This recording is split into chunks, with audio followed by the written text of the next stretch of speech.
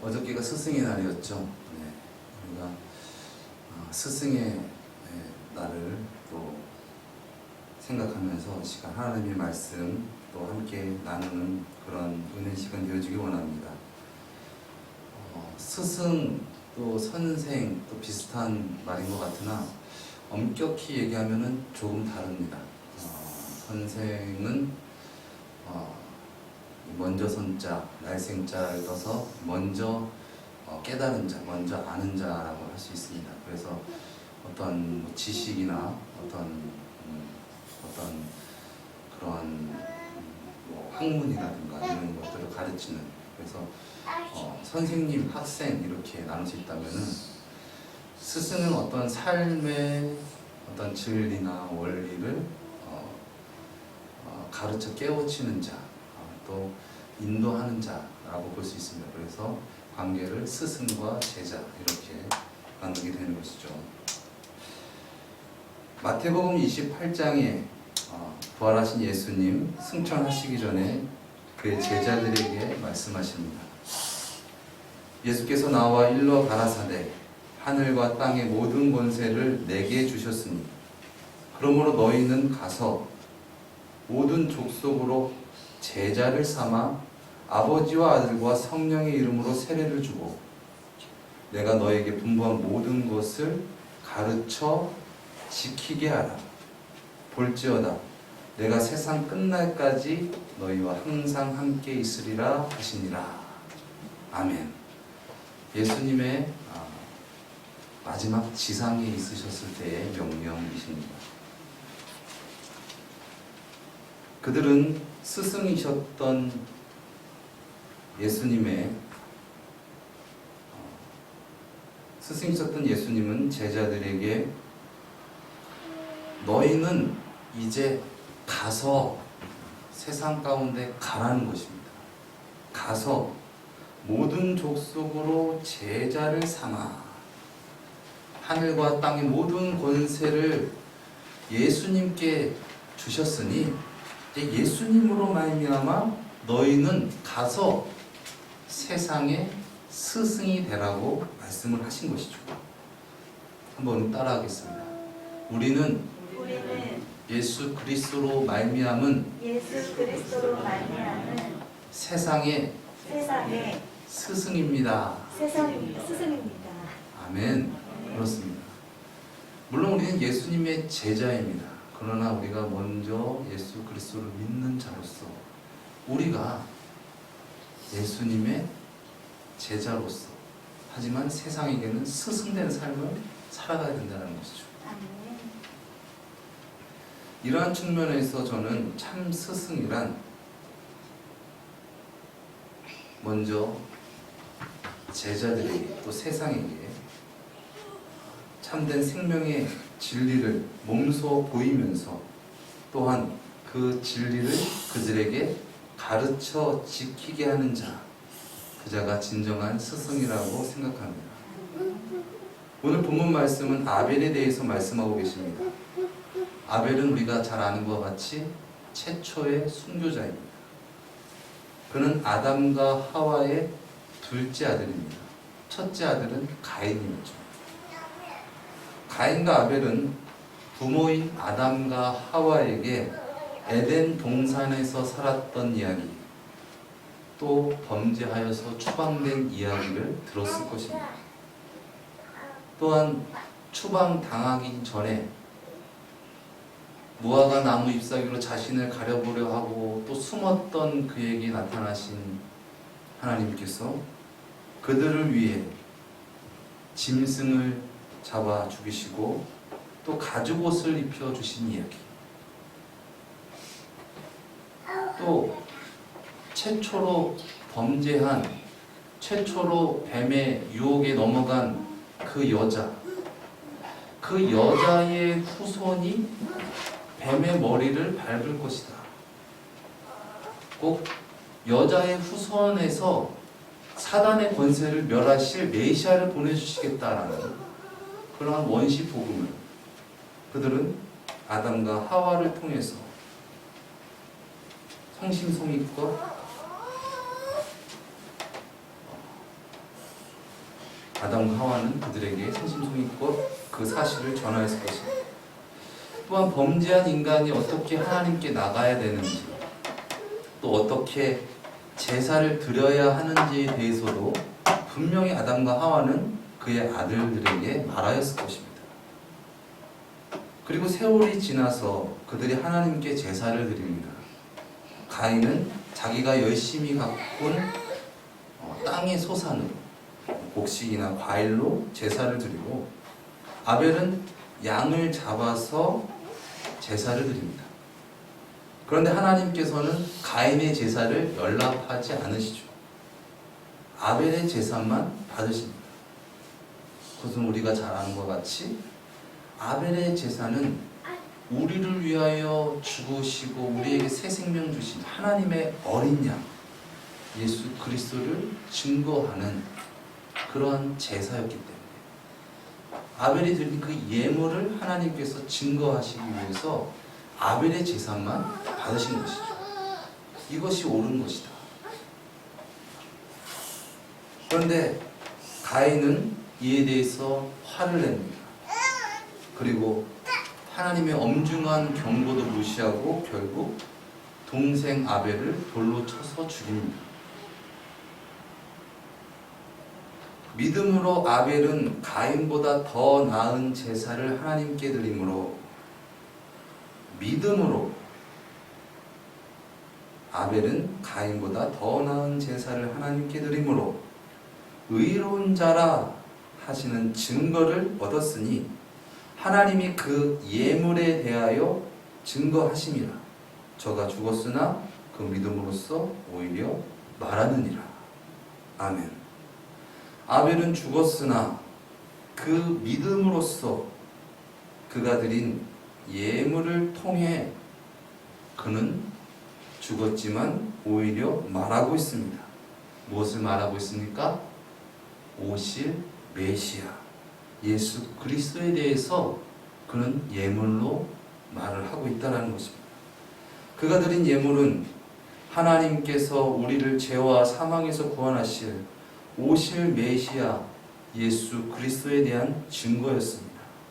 그가 드린 예물은 그의 그러한 믿음의 실천이었습니다. 그는 오실 메시아에 대한 믿음, 즉 메시아니즘을 가진 자였습니다. 히브리서 11장 믿음장이라고 하죠. 그 믿음장에 이 믿음의 조상들, 믿음의 선진들이 시대 순으로 나열되어 있습니다. 그들의 믿음은 메시아니즘이었습니다. 즉 오실 메시아를 믿는 믿음이었습니다. 그들은 그러한 믿음을 삶으로 나타내며 증명하였습니다. 히브리서 11장 1절에서 2절 말씀. 믿음은 바라는 것들의 실상이요 보지 못하는 것들의 증거니 선진들이 이로써 증거를 얻었느니라. 아멘. 그들은 비록 예수 그리스도를 보지 못하고 직접 맞이하는 때를 살지 못했지만 그들은 오실 메시아에 대한 믿음으로 오실 메시아에 대한 믿음의 증거를 삶으로 나타내며 살았다라는 것이죠. 그들은 하나님 앞에 저는 죄인입니다.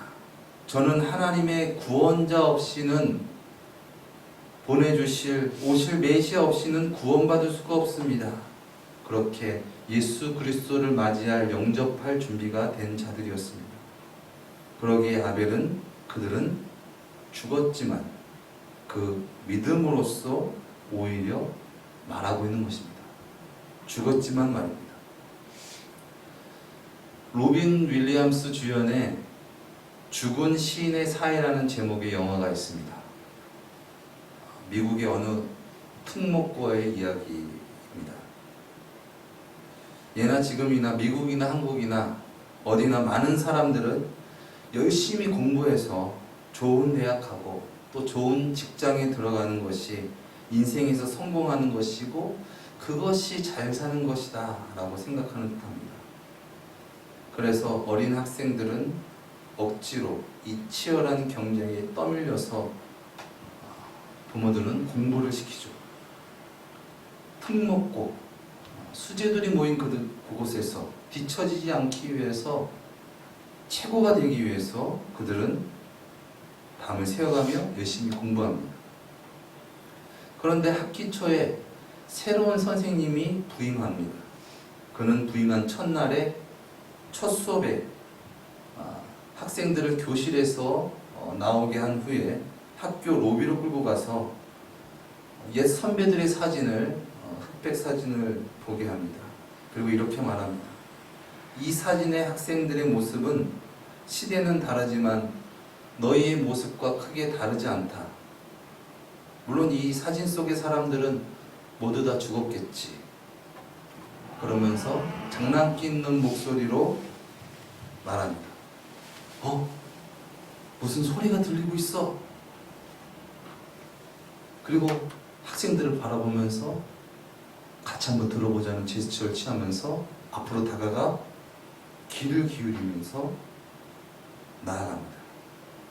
학생들도 선생님을 쫓아서 호기심 어린 그런 눈빛으로 다가가죠. 그때 선생님이 작은 목소리로 이렇게 말합니다. 카르페 디엠, 카르페 디엠. 순간 어디서 소리 나는지 진짜 놀랬던 그 학생들이 선생님이 했던 장난인 줄 알고 머쓱해하죠. 이 까르페 디엠이라는 말의 뜻은 현실을 즐겨라라는 그런 뜻입니다. 아마 지금 우리와도 비슷한 그러한 세상, 그러한 교육 현실 속에서 오래된 사진 속의 선배들은 죽어라 공부만 하고 죽어라 그렇게 살아보니, 아니 그렇게 살다가 죽으니 내가 정말 그때 진정 삶을 즐기며 살아갈 거야. 공부가 다가 아닌데. 그렇게 후회하고 있을지 모른다는 그런 이야기였습니다. 영화 제목에서 알 수 있듯이 많은 사람들은 현실 속에서 시인처럼 살지 못하며 느끼지 못하는 어떤 그런 마음의 여유 없이 살아가면서 원치 않는 일을 하며 노예처럼 살아가다가 죽어서는 카르페디엠 하고 말하는 그런 시인이 된다는, 죽은 시인의 삶, 그런 우리의 세상의 모순을 그린 영화였던 것 같습니다. 부활하신 예수님 승천하시면서 제자들에게 명하신 마지막 지상명령, 예수 그리스도를 가르쳐 지키게 하라. 진정 예수님의 참 제자가 되어서 세상의 스승이 되어라. 세상을 따라 살아가지 말고, 세상의 가치관을 쫓아서 살아가지 말고 진정 나로 말미암아 세상의 스승이 되라. 이것이 우리의 삶이고 우리의 사명이 되어야 될 줄 믿습니다. 또 사명하면 떠오르는 영화가 있죠. 영화 미션입니다. 우리말로 하면 사명이죠. 거기에 두 신부가 나옵니다.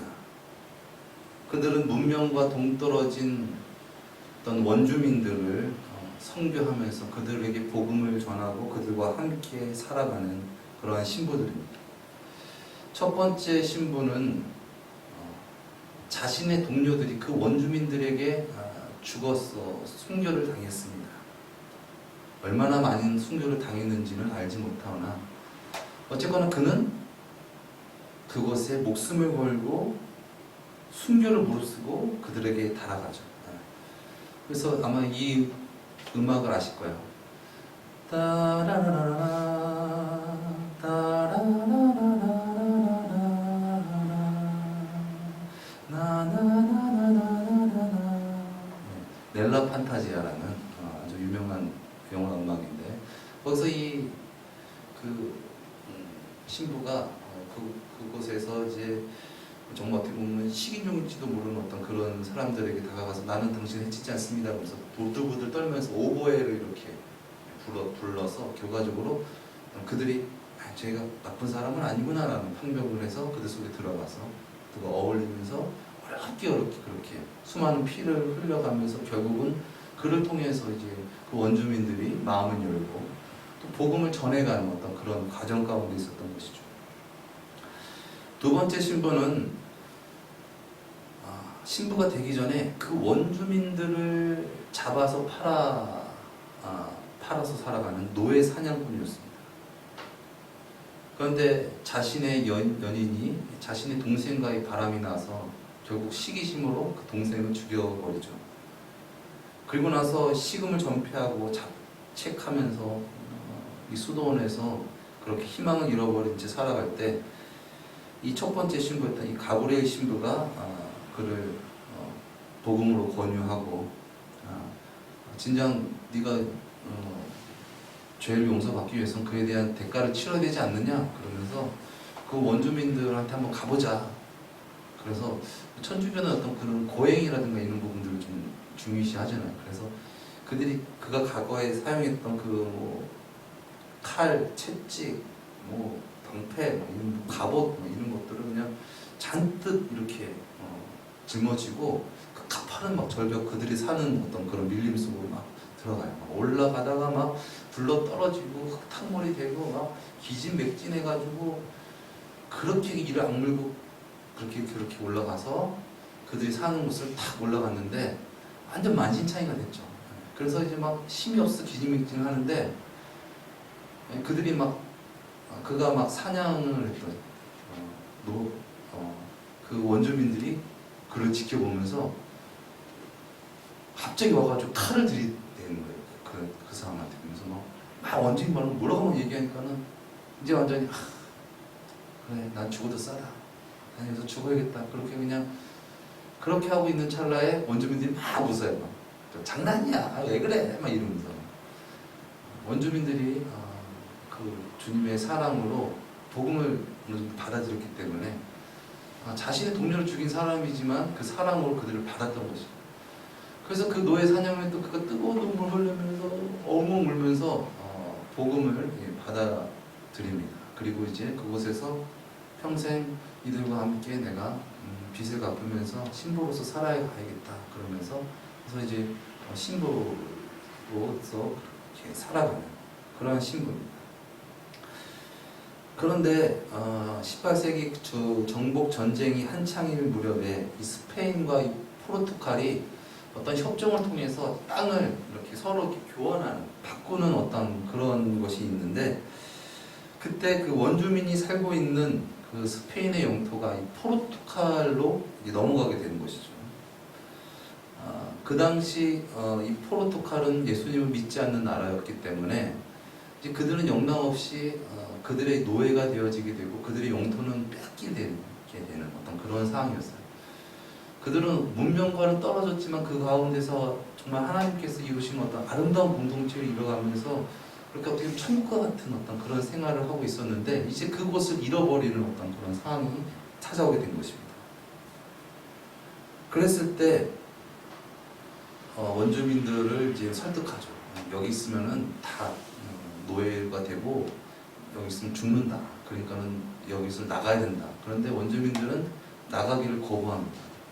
하는 수 없이 거기에 있던 신부들도 원주민과 함께 하기로 마음을 먹어요. 그러면서 이제 그 포르투갈 군대들이 그들을 막 이게 이제 점령하려고 쳐들어오는 것이죠. 무력으로 점령하려고. 그때 이제 두 패로 갈리게 됩니다. 첫 번째 무리는 그 첫 번째 그 가브리엘 신부와 같이 비폭력으로 무저항으로 이렇게 그들을 맞이하는 어떤 그런 세력들이 있고 또 하나는 그 늦게 신부가 된 자를 따라서 함께 무력으로 맞서서 자신의 어떤 그 공동체를 지키겠다라는 어떤 무리로 나눠지게 되는 것이죠. 결국 그들은 다 죽습니다. 그들이 어떤 뛰어난 어떤 전쟁 어떤 경험이 많은 그가 막 여러 가지 활약을 했지만은 결과적으로 열세였던 그들은 다 죽게 되는 거예요. 그리고 두 번째 신부도 이제 총에 맞아가지고 죽어가고 있는 찰나에 그 첫 번째 신부, 이 가브리엘 신부가 그 함께한 그 무리들과 함께 총성이 올라오고 대포가 막 날아오고 막 그 불화살이 날아오고 막 그런 가운데서 십자가 같은 걸 이렇게 들고 막 예배하면서 그들을 향해서 이렇게 나가가는 거예요. 총성이 팍팍팍 쏘아집니다. 그러면서 그 두 번째 신부가 총을 맞으면서 그 광경을 지켜보고 있는 거예요. 하나님은 어떻게 하실까? 저들을 살리실까? 그러면서 계속 보는 거예요. 그런데 총이 팍팍 하면서 결과적으로 그 옆에 있던 그 성도들이 막 총에 맞아서 막 쓰러진 거예요. 그런데도 불구하고 십자가를 들고 그들은 계속 나가는 거예요. 마지막에 결국 신부도 총에 탁 맞아가지고 죽으면서 그 두 번째 신부와 첫 번째 신부가 둘이 시선을 교환하면서 그렇게 순교하는 어떤 그런 장면이 나옵니다.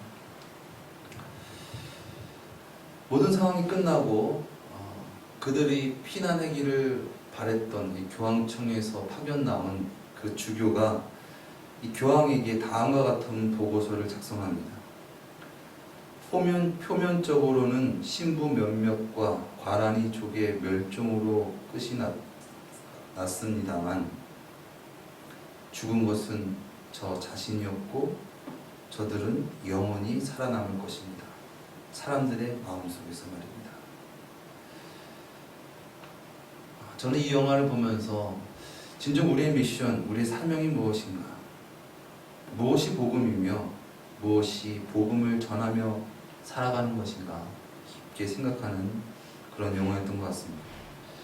우리나라도 불과 200~300 전만 해도 정말로 복음을 모르고 배척하는 그러한 땅이었죠.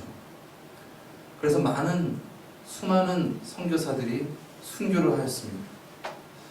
여러분 잘 아시겠지만 서울 합정역 거기 가면은 양화질이라는 곳이 있죠. 다른 말로 하면은 절두산이라고 합니다.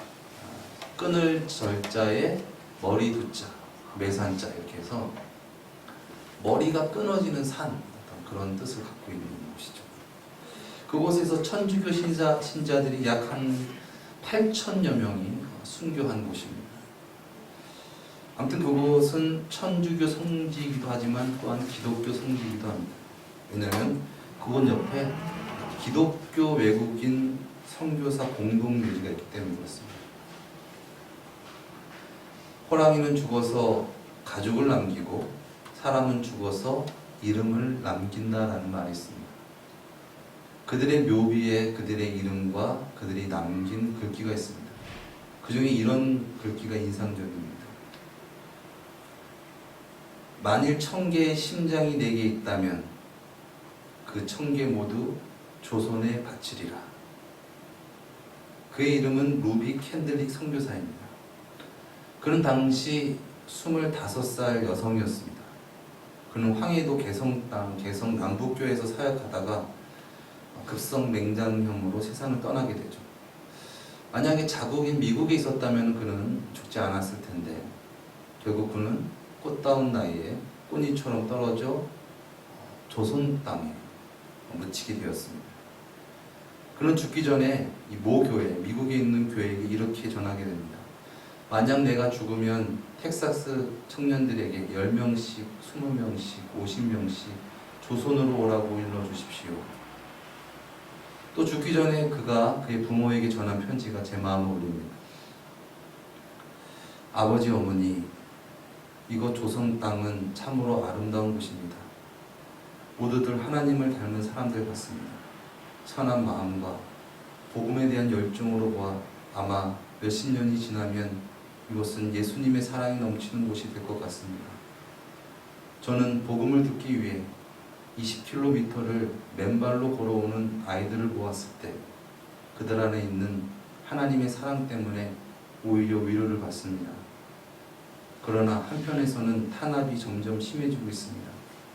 그저께는 예수님을 영접한 지 일주일도 안 된 서너 명이 끌려가 순교를 당했고 토마스 선교사와 제임스 선교사도 순교했습니다. 선교 본부에서 철수하라는 지시가 있었지만 대부분 선교사들은 그들이 전도한 조선인들과 아직 숨어서 예배를 드리고 있습니다. 그들은 모두 순교를 할 작정인가 봅니다. 오늘 밤은 유난히도 고향으로 돌아가고 싶습니다. 외국인을 저주하고 기독교를 중화하는 소문 때문에 부두에서 저를 끝까지 말리셨던 어머니 얼굴이 자꾸 어른거립니다. 아버지, 어머니, 어쩌면 이 편지가 마지막일 수도 있습니다. 제가 이곳에 오기 전 뒤뜰에 심었던 한 알의 미랄이 이제 내년이면 온 동네가 꽃으로 가득하겠죠. 그리고 또 다른 씨앗을 만들어 조선 땅에도 많은 꽃들이 피고 그들도 여러 나라에서 씨앗이 될 것입니다. 저는 이 땅이 저의 심장을 묻겠습니다. 바로 이것은 제가 조선을 향해 가지는 열정이 아니라 하나님께서 조선을 향해 가지신 열정이라는 것을 알게 되었습니다. 아버지, 어머니, 사랑합니다. 그와 같이 낯선 외국 땅에서 순교한 이 선교사들의 이 묘비명에 쓰여진 글귀. 그들은 죽었지만 그들이 살아있을 때보다 더 분명하게 우리에게 말하고 있습니다. 복음은 하나님이 우리를 사랑하사 보내신 하나님의 독생자 예수 그리스도의 삶이며 또한 그를 믿으며 순교한 자들의 삶이라고. 복음은 죄 많은 세상 속에서 우리를 구원하시는 하나님의 능력이라고. 물질에 매여서 육신에 매여서 세상의 뜻대로 살아가지 말고 진정 우리를 구원하시는 예수 그리스도를 주님으로 모시고 그렇게 끝까지 사명 감당 잘 하라고. 그렇게 그들은 죽었지만 우리에게 말하고 있는 것이죠. 우리나라 일제강점기 시절에 일제 억압과 탄압 속에서 나라의 독립을 위해 싸운 독립운동가들이 있습니다. 어떤 이들은 나라의 독립을 위해서 칼과 총으로 싸웠지만 또 어떤 이들은 글과 문학으로 독립운동을 한 사람이 있습니다. 그 대표적인 사람이 윤동주 시인이죠. 그는 일제강점기 시절에 공부하고 출세하기 위해서 그 당시 피하기 어려웠던 창씨 개명도 경험하면서 일본 땅에 건너가서 유학을 하면서 공부를 했습니다. 그렇지만 자신과 비슷한 또래가 독립운동을 하면서 목숨을 잃는 것을 보면서 양생의 가책을 느끼고 여러 시를 쓰게 되죠. 그 중에 우리가 잘 아는 시가 이 서시입니다. 죽는 날까지 하늘을 우러러 한 점 부끄럼 없기를 잎새에 있는 바람에도 나는 괴로워했다. 별을 노래하는 마음으로 모든 죽어가는 것을 사랑해야지. 그리고 나한테 주어진 길을 걸어가야겠다. 오늘 밤에도 별이 바람에 스치운다.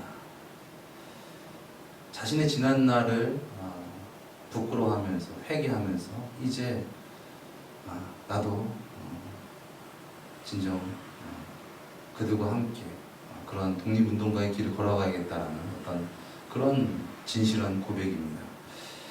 그는 크리스찬이었습니다. 아마 죄악 가운데 어둠 가운데 빛나는 수많은 믿음의 선진들을 바라보는 것과 같이 그는 밤하늘을 바라보면서 그 빛나는 무수한 별들, 그 무수한 별들이 말하는 그 음성을 듣고 나도 그러한 삶을 살아야겠다라는 그런 결심을 한 것이죠. 또 그의 시집 하늘과 바람과 별과 시라는 그 시집 속에 또 별에는 담이라는 또 시가 있습니다. 뭐 노래로도 만들어진 어떤 그런 아름다운 시인데 그 마지막 그 연에 이런 글귀가 있습니다.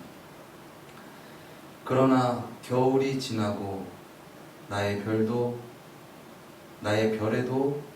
봄이 오면 무더미에 파란 잔디가 피어나듯이 내 이름자 묻힌 언덕 위에도 자랑처럼 풀이 무성할 꾀이다. 왠지 아멘 해야 될 것 같은. 겨울이 지나고 일제강점기가 지나고 나의 별에도 내가 그 어둠 가운데 그런 빛을 발하면서 때로는 순교해도 순교한 어떤 그런 희망이, 봄이 오면, 해방이 오면 무더미에 파란 잔디가 피어나듯이 누군가는 죽었지만 그 밑거름으로 또한 새 생명이 자라나듯이 내 이름자 묻힌 언덕 위에도 자랑처럼 풀이 무성할 게이다 라는 어떤 그런 아름다운 시입니다. 그는 죽고 나서 이 시가, 이 시집이 발간되었습니다. 그리고 그는 죽었지만 우리에게 진정 살아있는 양심의 고백을 통해서 진정한 독립운동을 하는 것이죠. 그래서 이런 말이 나왔나 봅니다. 펜은 칼보다 강하다. 실제 펜이 칼보다 강한 것이 아니라 진정한 진리가 칼보다 강하다라는 것이죠. 저는 이러한 윤동주 시인의 진실한 용기 있는 양심의 고백을 보면서 베드로 사도가 떠오릅니다. 비록 주님을 모른다고 사람 앞에서 3번이나 부인하였지만